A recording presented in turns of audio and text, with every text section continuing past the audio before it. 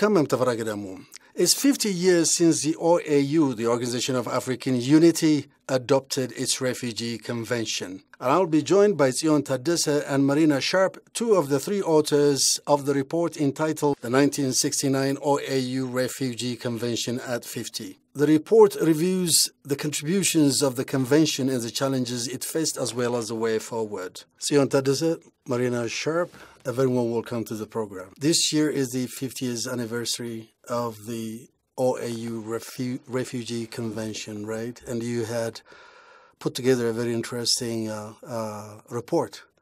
You basically evaluated it, looked into the details, the contributions that it had, the challenges that it faced, and the way forward in regard to that convention. Marina, let me start with you. How was this convention drafted? I understand there were 3 drafts. There were actually 5 drafts. The process of drafting it started in 1964.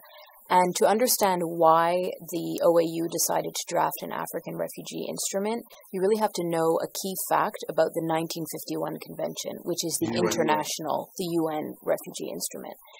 And that is that when the 1951 convention was originally drafted, the original treaty says that it does not apply to people in flight from events after the 1st of January 1951. So in the early 1960s in Africa, you had people in flight from the struggle against colonial rule. Apartheid, minority rule. Apartheid, exactly. But the 1951 convention did not apply to these people because they were fleeing events that had happened after the 1st of January 1951. So the OAU saw a problem. We have all these refugees, but we don't have an instrument that we can use to offer them refugee status in another country. So the OAU decided in 1964 that it should have its own refugee instrument for Africa that would allow one African country to provide refugee protection to someone in flight from another African country. And that was right after it was established, right? Exactly. The OAU was established in 1963. So one of the very first things the OAU did was to start work drafting this refugee instrument. And there were 5 drafts. One was produced in 1963, one in 1964, one in 1965, and one in 1966. And each of those first 3 drafts were very similar to the 51 convention. And then in 1967, a protocol to the 51 convention was adopted that removed that date line. So basically, in 1967, the 1951 convention became universally applicable. So this issue of it no longer applying in Africa was solved. That was no longer a problem. So the OAU had to kind of pause the drafting process and rethink it a bit, and decide now that we can use the 51 convention, do we still need an African instrument? Should we continue? Should we stop? And what they decided was to continue, but they changed course a bit. They decided rather than an instrument primarily aimed at making the 51 convention apply in Africa, they would draft a complementary instrument that would address refugee issues specific to Africa. And that's why, actually, the full name of the treaty is the OAU Convention governing the specific aspects of refugee problems in Africa, which is exactly what the treaty that was adopted in 1969 does. It's very interesting, is it not? Because as it was discussed in that conference, that workshop that you had when you launched this report, that in the beginning, most of the refugees in Africa were from southern parts of this continent, and there's disproportionately increased over the years from less than 1 million to now over 7 million refugees in Africa. Absolutely. When the convention was adopted, there were 700,000 refugees in the continent. But as we are speaking now, we have 7.4 million refugees and asylum seekers. And on top of that, we have many more IDPs, twice the number of refugees. And the displacement in the continent has increased from time to time. We have no control over the source, over the cause of this massive movement of peoples across in the continent. Well, the primary driver of displacement in Africa is conflict, and of course that is within people's control, but it's a huge challenge. And when we talk about addressing the root causes of displacement in Africa, what we're really talking about is conflict prevention and conflict resolution. Mm-hmm. That's what you do at the IES, right? Look into all these causes of this raid. At the ISS, we do extensive research in relation to peace and security issues, and including the prevention aspect, the management and so on. And we try to contribute our fair share. But the issue is quite complicated and difficult to address because it requires, number one, the political will of the countries and the major actors to stop it. Otherwise, as we are seeing, the displacement situation is increasing from time to time, and you see a direct correlation between regions and countries that are affected by conflict and displacement. If we see, for instance, the current situation, out of the 7.4 million refugees, over 4 million are in the Horn and Eastern Africa region. And this region, unfortunately, is highly impacted by conflict. You take South Sudan, Somalia, and so on. So I think this is a moment for our governments and our different important actors to work on solving the ongoing conflicts. One of the interesting things in the convention is the very definition of a refugee, right? Yeah, so there are two refugee definitions in the OAU Convention. The definition in Article 1.1 is the same as the international refugee definition found in the 1951 Convention, as amended by the 1967 Protocol. But then at Article 1.2, we have an Africa-specific refugee definition. And this is a definition that the drafters came up with to respond to the specific realities of displacement in Africa that were prevailing in the 60s at the time that the instrument was drafted. So there are four grounds of refugee status under that definition. They are flight from external aggression, occupation, foreign domination, or events seriously disturbing public order.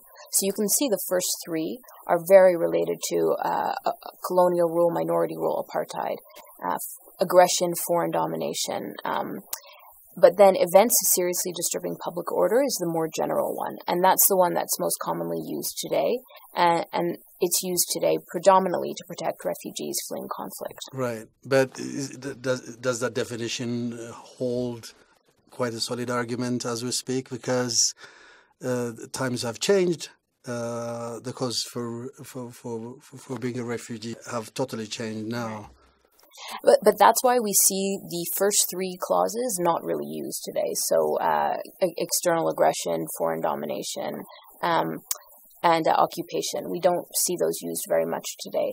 But the fourth one, events seriously disturbing public order, is quite flexible. And it's sufficiently flexible that it can be used today to provide refugee status to people fleeing conflict and violence. So this convention is pretty much adopted by most of the African countries, right? It's ratified by 47 of the 55 African Union member states. Why haven't they ratified? Is there any reason for that, do you think? It's quite interesting. If you take Djibouti, for instance, the political will is there. They have a refugee law, and then they are part of the Comprehensive Refugees Response Framework, CRRF, and they tend to be friendly countries to refugees. But they haven't ratified the convention according to the African Union. It's just a matter of, fixing the negotiation between the African Union and Djibouti. Otherwise, some of them, they tend to apply this kind of legal regimes. But there are quite few. What we can say is this convention has been widely ratified and domesticated across the continent. Well, that's a side question, but I think it's very interesting for us here. Do people know about this convention? I mean, they host refugees, they know about refugees, but at the grassroots level, do they know that there is what we call the rights of a refugee to be hosted in any given country? I mean, sometimes it's an ivory tower discussion, and people at that level wouldn't necessarily know about this convention. I'm just trying to think out loud. I think that's a good point, and that's actually, I think, why the African Union made 2019 the year of refugees and internally displaced persons. Every year, the African Union adopts a theme for the year, And 2019 is, of course, as we know, why we're here today, the 50th anniversary of the OAU Convention. It's also the 10th anniversary of the adoption of the Kampala Convention on Internally Displaced Persons. And I think the AU recognized that these instruments are widely known in policy circles and academic circles, but not among the general public. And one of the objectives of the theme of the year was to popularize the instrument. There's a global compact on refugees. Can you explain? The Global Compact on Refugees is, it's a compact. It's adopted by member states of the United Nations in December of 2018. It was adopted in the UN General Assembly, and it represents the political will of the international community to do a better job in sharing the responsibility for hosting refugees among countries of the world. Because what happens right now, the primary responsibility for hosting refugees usually falls on the country right next door to the country with the conflict or the situation that's producing refugees. So what ends up happening in practice is that refugee populations end up highly concentrated in a very small number of countries, and often it's in the countries that are least well placed to host refugees because of resource scarcity. So the Global Compact is all about responsibility sharing across all the countries of the world for refugees. And the Global Compact is the agreement of all the countries to do this. And it's just 1 year old, right? Yeah, it was adopted in December 2018. So yeah, it's turning 1 year in December of 2019. And there is a big event coming up in Geneva. When is it? In December? Is that? Yeah, December 17th and 18th. It's called the Global Forum on Refugees, and it's happening in Geneva. And the Global Forum on Refugees is one of the mechanisms created by the Compact. The Global Compact on Refugees discusses the Global Forum, and it creates it as one of the mechanisms to share the responsibility for refugee hosting more fairly and equitably. So the forum is a meeting of UN member states who are going to come together and make pledges and commitments to do their part in sharing this responsibility. Yeah. And to add to what Marina said, the Global Compact becomes a very important framework in the African context because 7 of the 15, the Comprehensive Refugees Response Framework, CRRF, which is the implementation framework of the Compact, those countries are in Africa. And these are Chad, Djibouti, Ethiopia, Rwanda, Uganda, Zambia, and the Somali situation. So in light of that, the African continent is quite important. And in relation to the report we wrote, we argue that the future of the convention partly lies in the Compact, because the Compact can reinforce the implementation of the convention, particularly in 3 ways: in promoting African solidarity and international cooperation, 2, in promoting regional approaches, and 3, in facilitating voluntary repatriation and non-refoulement. Refugee hosting countries have their own policies, right? In some cases, they're progressive, where others are learning from. Absolutely, and in the African context, for instance, again in light of the CRRF, some of the countries are adopting legal frameworks that enhance socio-economic opportunities of refugees and host communities. For example, Ethiopia recently revised its refugee proclamation. Djibouti adopted a new refugee law that gives different kinds of rights to refugees, including education opportunities. And Chad converted all refugee schools into public schools. So the policy decisions are exemplary in this regard. And I just really want to reinforce how much these policy changes go back to what was achieved with the Global Compact, because the Global Compact was negotiated over a period of 2 years. There were many meetings, and throughout the negotiation process, it really built political will, and it really put steam behind the issue of promoting refugee self-reliance, doing a better job for refugees, and we're really seeing the results in the ways that Tsion just described. I've been to some of the refugee camps in this country, and I can see that the out-of-camp settlement, I mean, it's beginning to sink in the way things are happening at that level, I guess. Yeah, countries are beginning to understand that refugees are not a burden. They're in fact an asset, and they can contribute to economic growth, and that actually refugees can, when you allow them to integrate into host communities rather than keeping them in camps, they really make a contribution to the economy. They might start a business that employs local people, for example.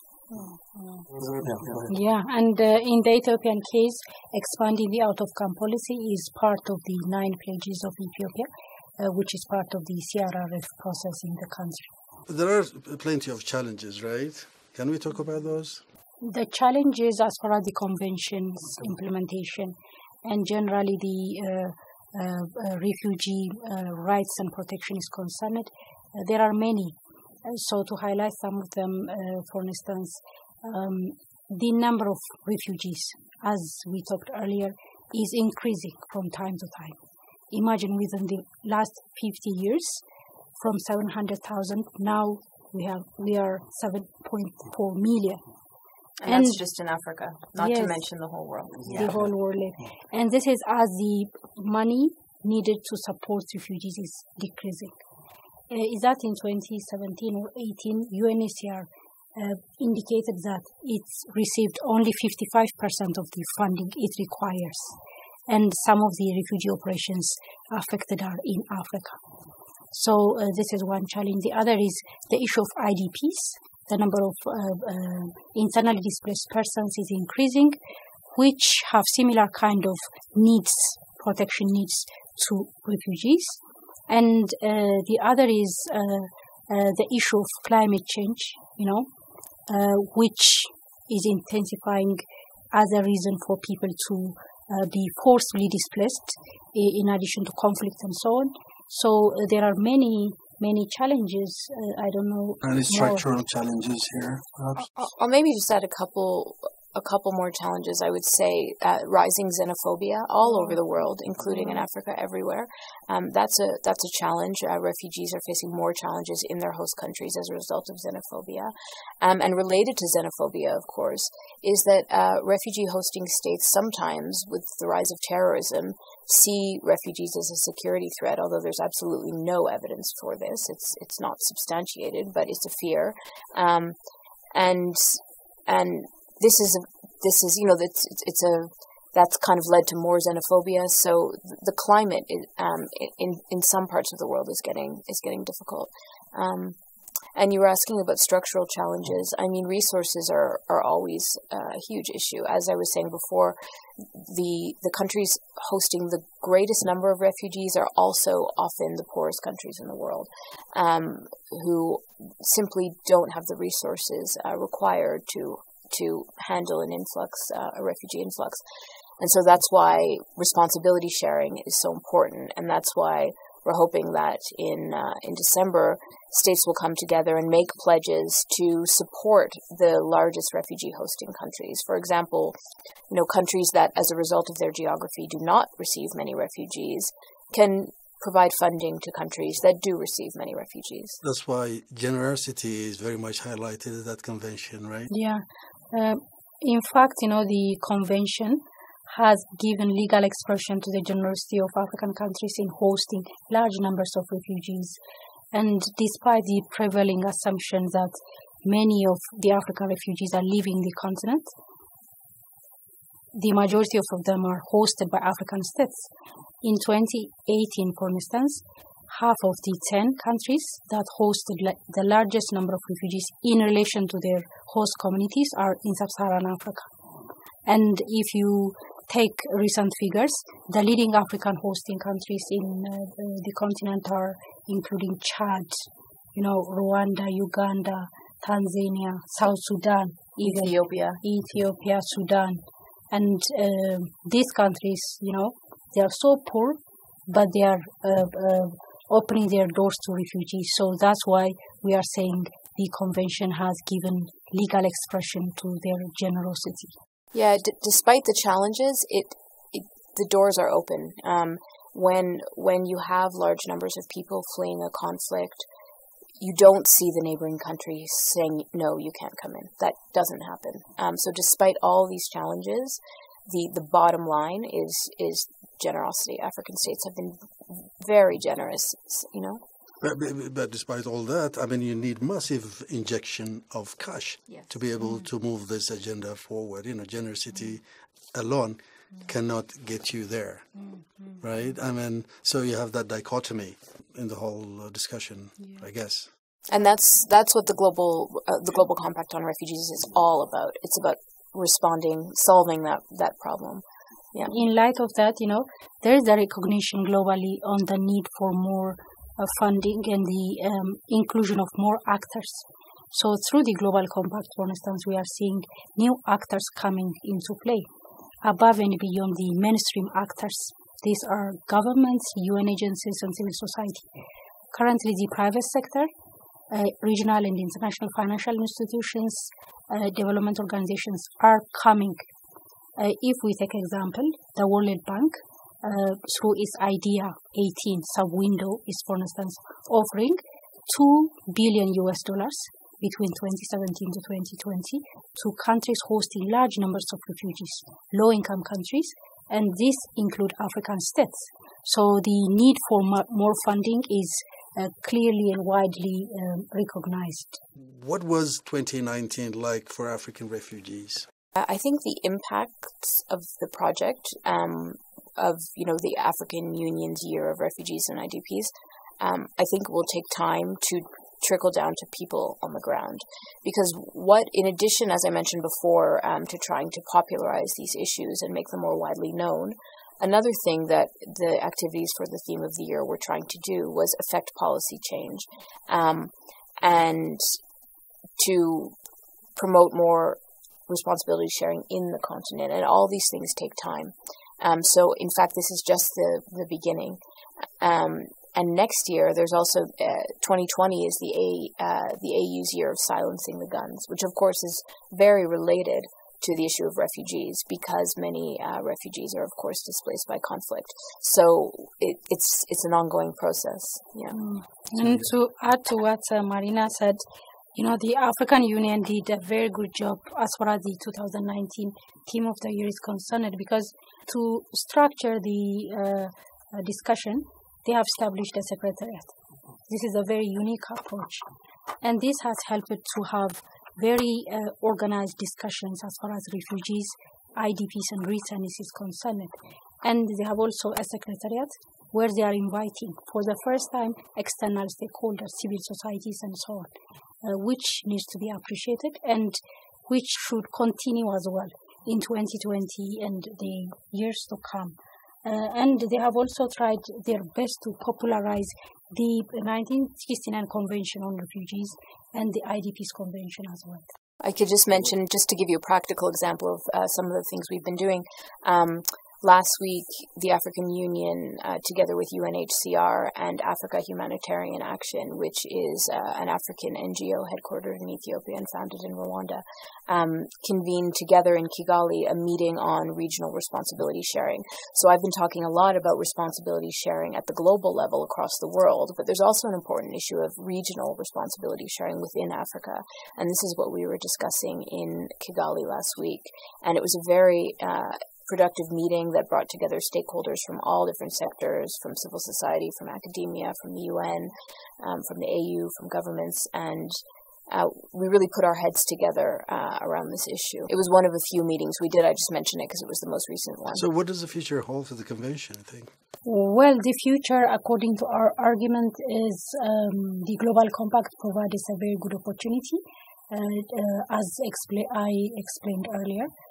Because it will give the opportunity to promote African solidarity and international cooperation. For instance, in promoting regional approaches, which is quite important and strengthened what is currently happening in the continent. Already the majority of African refugees are hosted by African states. In recognizing that and then in supporting that, it will play a role. And finally, in terms of facilitating voluntary repatriation and non-refoulement. I completely agree with Tsion about the potential of the Global Compact on Refugees to kind of breathe new life into the OAU Refugee Convention.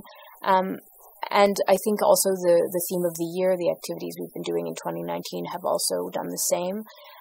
And really attention is coming back to the convention because it was adopted 50 years ago.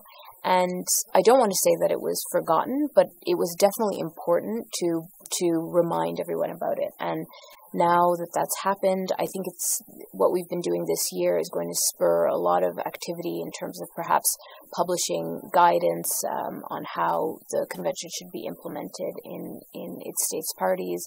And so I think we're going to see the convention being used a lot more. I think we're going to see people understanding it more. I think we're going to see increased interest in it from students. Yeah, I think its future is bright. Because it's a big deal, I guess. Yeah. Well, thank you very much for your time. It was really a pleasure having you on the show. Thank you so much. Thank you, Lisa.